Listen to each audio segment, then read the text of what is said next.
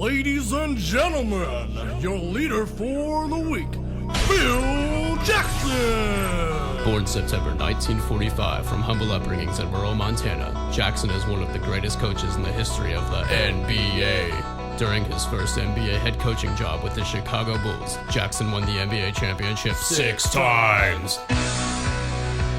Next, Jackson joined the LA Lakers, leading them to 5 NBA titles. Jackson's total 11 NBA titles set the new record for most championships won by a coach in NBA history. His unique leadership style greatly contributed to his earth-shattering winningness. His holistic approach to coaching is influenced by Eastern philosophy, which emphasizes connectedness and balance.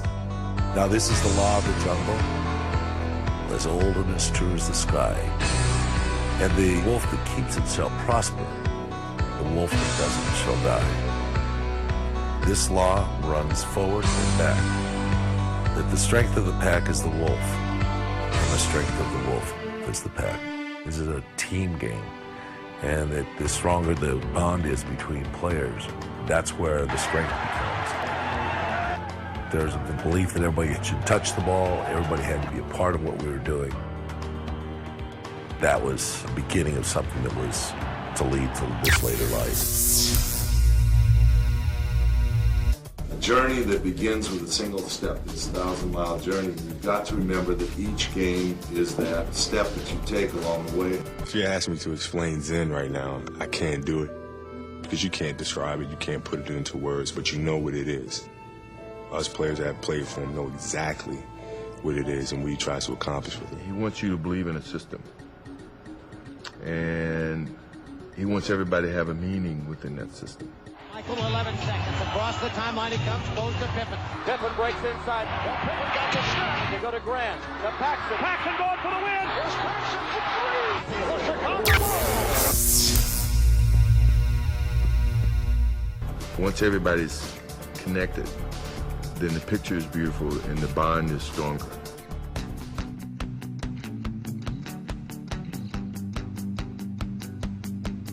I think the biggest thing is to always believe in your players. It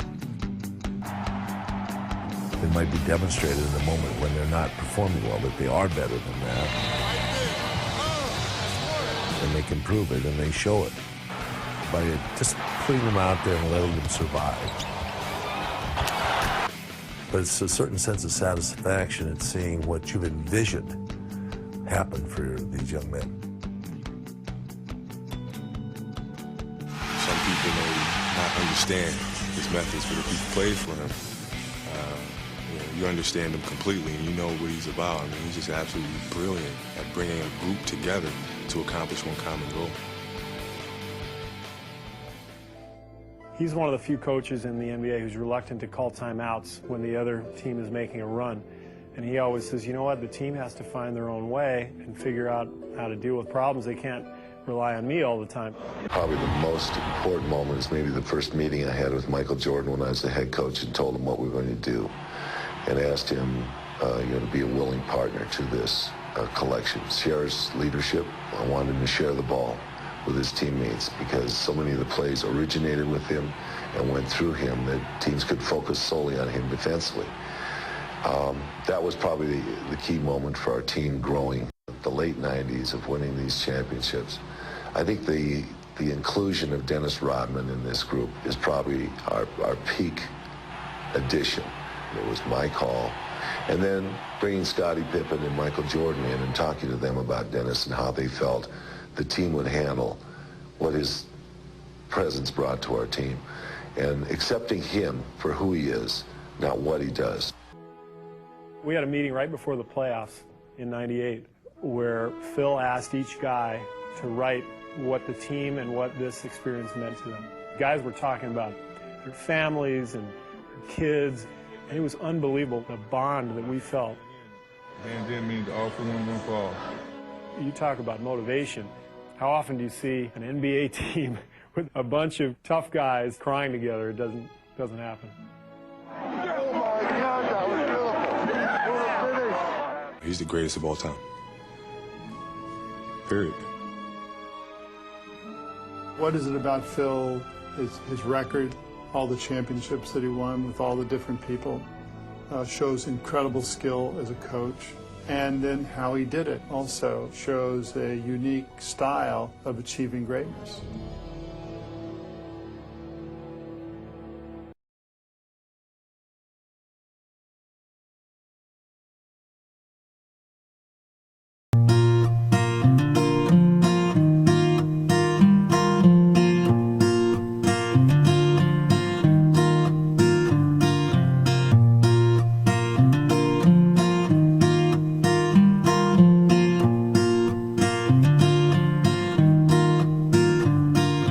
I have something to share with my Tennessee family.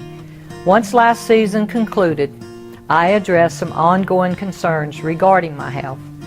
Earlier this year, the doctors at the Mayo Clinic diagnosed me with an early onset dementia, Alzheimer's type, at the age of 59.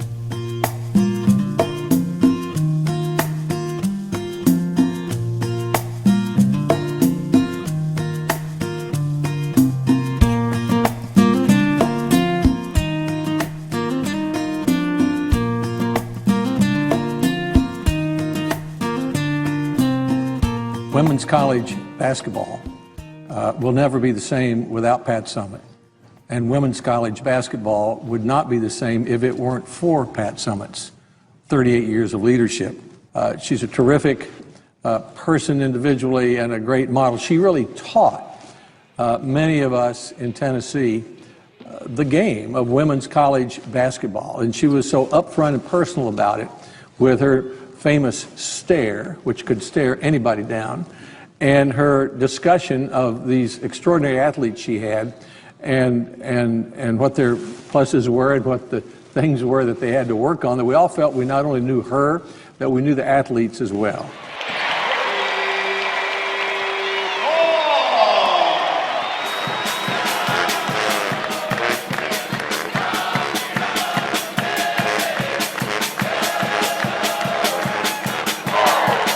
She has such a humble approach. She goes about her business under the radar, just win ball games. But she means a lot to the game of basketball, not just men or women, the game of basketball, how you go about your business and understand the blueprint of doing the right things on and off the court, graduating your student athletes. You can be successful. You can also win championships.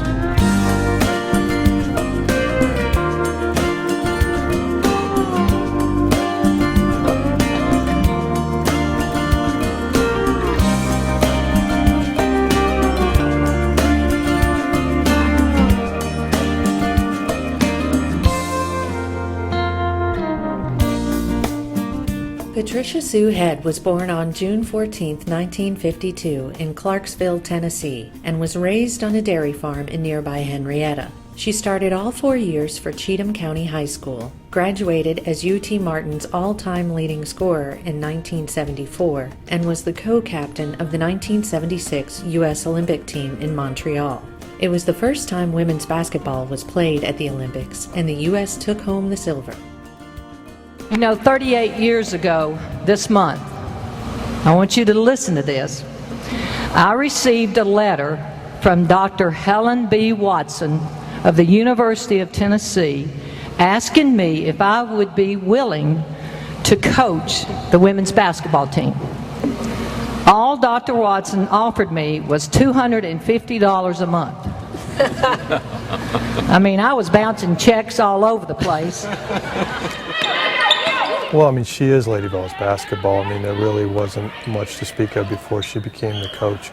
You know, 38 seasons, 1,098 wins, 8 national titles. I mean, that record speaks for itself. In terms of her national impact, when I started covering this team, she was kind of the star of what really was kind of a niche sport. And now it's a sport it's nationally televised. The Final Fours are big events. And she's kind of the, you know, just probably arguably the biggest figure in this sport. Pat Summitt has become the all-time winningest coach in men's or women's Division I college basketball with 1,098 wins. She has coached her team to 16 SEC championships, taken the Lady Vols to 18 Final Fours, and won 8 national championships. Perhaps as impressive, if not more, is her 100% graduation rate. Through all her successes, Summit is quick to credit both the Lady Vol fan base and her student athletes. She's always been known as Pat to her players, and to me that sort of familiarity speaks to this broader dimension that she has in their lives. For so many of them, she's not just a coach, she's kind of a mother figure, and there's just so much more dimension to it than just your typical coach-player relationship. Even players that didn't really get along with her and didn't have maybe the greatest of experiences here, have bad memories of dealing with her as a coach, still talk about her like a mother figure, and that to me speaks volumes. It has been a privilege to make an impact on the lives of 161 women who have worn the orange. I am so proud of them, the Lady Vol student athletes, and an honor to see them graduate and become successful young women. To play for a legend, it is something that you can't even put into words. I think Tennessee, and I just think Pat Summit. That's a testament to what she's built, and I think that's a testament to how really big she's become. Even when she retires permanently from this new position, the imprint that she's left, I mean, her fingerprints are all over this program and will be for a very, very long time.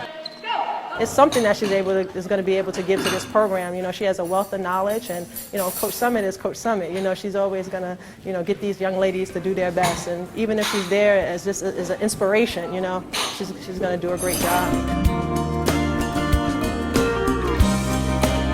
I'm not going anywhere. I'm still going to be in Knoxville, and still going to be a part of the Lady Vol program, and so. With that said, you know, I'm happy with my decision, and you know, I love this team, and I'll continue to be in practice and help them hopefully cut down some nets.